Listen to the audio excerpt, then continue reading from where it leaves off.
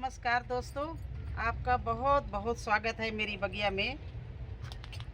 आज मैं आपको दो लोगों के जो क्वेश्चन मेरे पास आए उनके जवाब देने जा रही हूं और आप लोगों को पढ़ के सुनाऊंगी। एक तो है राकेश शर्मा जी, और ये सवाल मेरे पास आज दोबारा तिबारा आ रहा है। उन्होंने पूछा है पीली सरसों स्वाद होती है, तो वो भी जानकारी दो, धन्यवाद। तो बिल्कुल जे देंगे जानकारी, उनको उगी हुई भी दिखाएंगे, फिर मेरे यहाँ जो मैंने बो रखी वो भी दिखाएंगे, और कैसे बोई जाती वो भी मैं दिखाऊंगी। और दूसरा सवाल है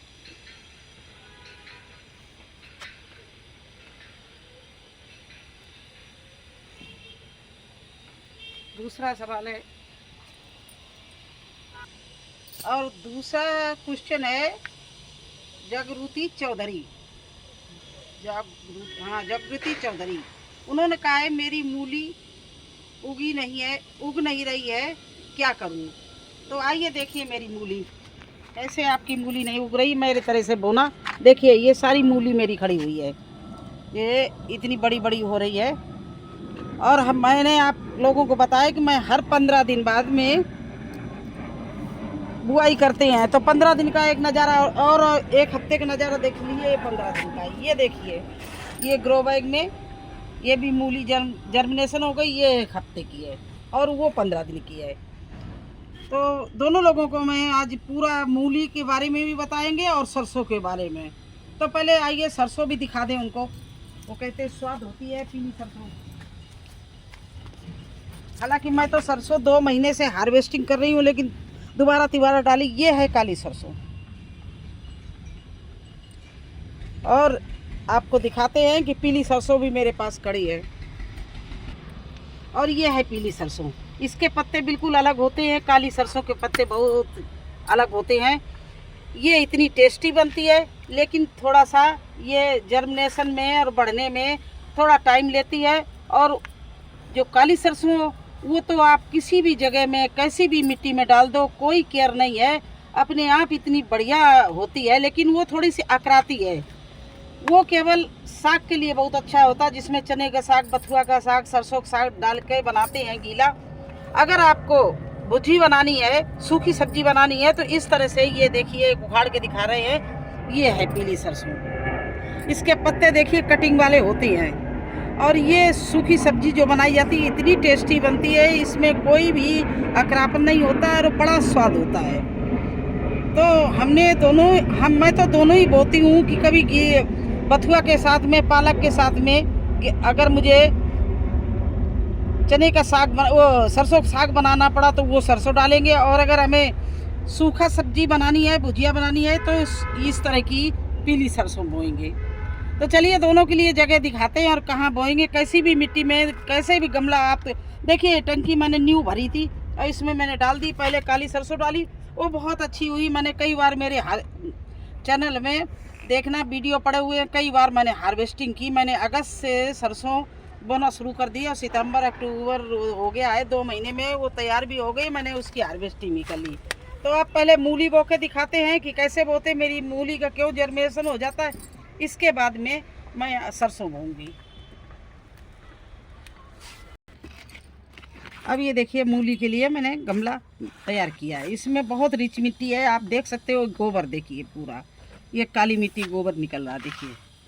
तो इस तरह से रिच मिट्टी बनाइए मूली के लिए खूब अच्छे से। और भुरभुरी मिट्टी, अगर आप भुरभुरी मिट्टी ना हो आपकी, जैसे ठस मिट्टी हो, तो उसमें आप यमुना जी की और किसी भी नदी की रेत मिला देना या कोकोपीट मिला देना। इस तरह से भुरभुरी मिट्टी या बिल्कुल करना।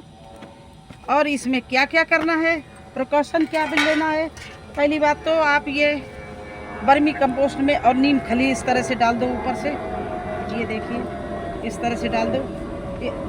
इसमें थोड़ा सा हल्दी, और ये मैं फफूंद नाशक जो है साफ, ये भी मिला रहे हैं पाउडर, जिससे अगर फफूंद भी न लगे। वैसे मेरे ग्रो बैग में फफूंद नहीं लगेगी, ये बहुत अच्छे से पहले से तैयार था, तो ये भी मैंने इसमें डाल दिया। और क्या करना है देखिए, और ये मूली के सीड जो हैं वो, ये हल्दी और ये फफूंदनाशक में आप थोड़ा सा पानी डालो, इस तरह से गीला, ज़्यादा गीला नहीं। और ये जो मूली के सीड हैं देखिए, इनको निकाल लो इस तरह से,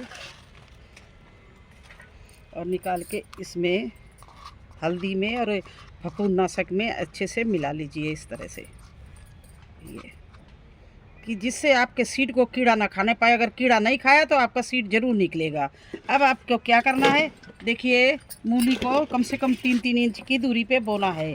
तो आप इस तरह से लाइन बना, गड्ढे कर लो, 1 2 3 4, 1 2 3, 1 2 3, इस तरह। ज़्यादा घनी नहीं, ज़्यादा घनी बोओगी तो उसकी जो मूली जो नीचे जो रूट्स बैठती है वो पतली हो जाएगी। देखिए एक दाना इसमें, एक दाना इसमें, एक दाना इसमें, इस तरह से सभी में एक एक दाना डालते जाओ इस तरह से, देखिए ऐसे।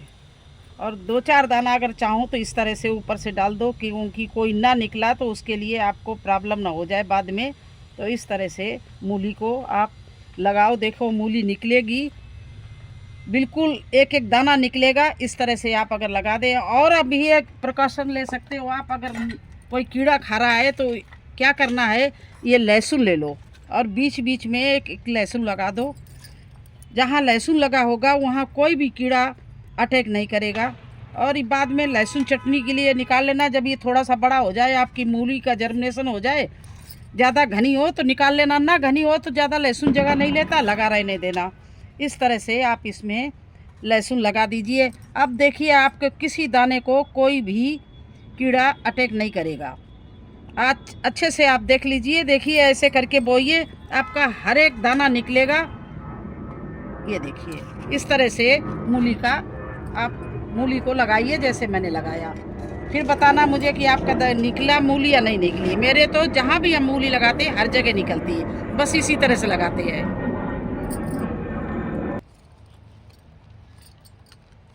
देखिए सरसों बोने के लिए ज़्यादा जगह चाहिए, तो ये देखिए मैं इतनी जगह इसके सरसों बोने के लिए कर रही हूँ।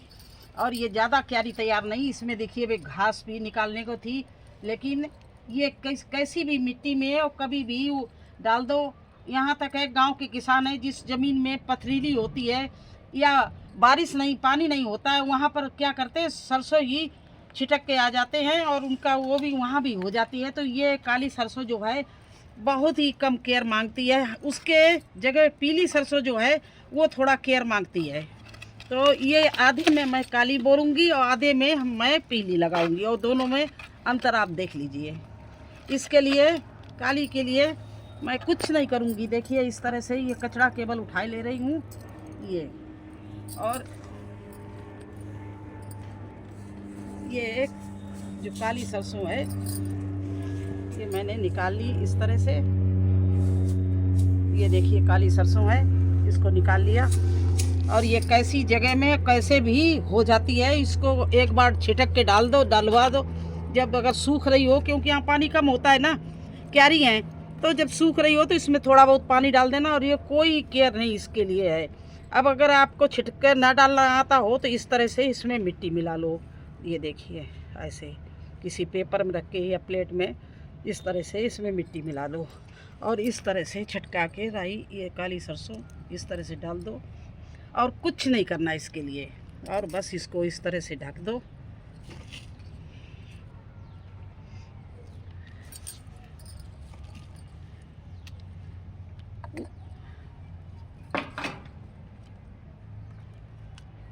उसी जगह में कुछ नहीं करना, मैंने कुछ नहीं किया। और इस पीली सरसों के लिए मुझे थोड़ा सा खाद पानी भी देना पड़ेगा, थोड़ा इसकी केयर भी करनी पड़ेगी, क्योंकि ये अच्छी तो बहुत होती है लेकिन ये निकलने में थोड़ा नखरे मारती है, थोड़ी इसकी केयर करनी पड़ती है।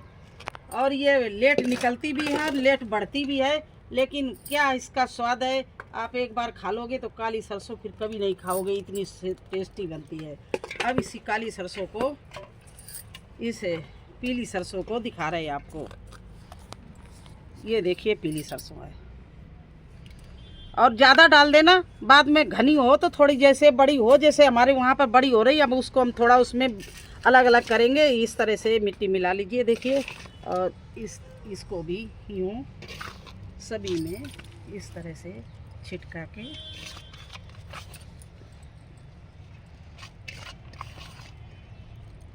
और इस दोनों सरसों की हम आपको अपडेट देंगे। आपने कहा है कि उसके बारे में बताइए, तो देखिए इस तरह से इसको बो दो और इसके बाद में थोड़ा सा ऊपर ये मिली हुई खाद है, इसको मैंने फिर डाल दिया, देखिए इसको ढकने के लिए।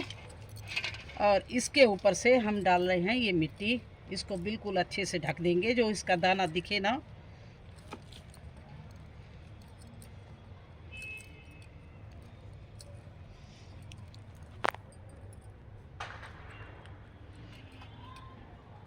देखिए आधा इंच करीब मिट्टी मैंने ऊपर से डाल दी है, क्योंकि ये जब पानी पड़ेगा तो ये सरसों फूल के ऊपर आ जाती है। सरसों, मेथी, बार बार बता रहे, पालक, जितनी भी पत्ते वाली सब्जियां हैं, जब ये पानी जब इनमें फूलती हैं तो ये ऊपर आने की कोशिश करती है। अगर दाना ऊपर निकल गया तो बेकार हो जाएगा, इसलिए आधा इंच की कम से कम आधा इंच ऊपर से मिट्टी डालनी है। तो इस तरह से ये काली सरसों और पीली सरसों दोनों आपको बो के दिखा दी। ये ऐसे आप लोग भी लगाइए। तो कैसा लगा आपको हमारा उत्तर? आप लोगों ने जो हमें सवाल किया उससे आप संतुष्ट हैं या नहीं, मुझे कमेंट्स में ज़रूर लिखना। और कैसा लगा वीडियो उसके बारे में भी लिखना। अच्छा लगा हो तो लाइक और सब्सक्राइब कर देना। फिर मिलेंगे एक नए वीडियो में एक नई जानकारी के साथ। तब तक के लिए मुझे आज्ञा दीजिए। धन्यवाद।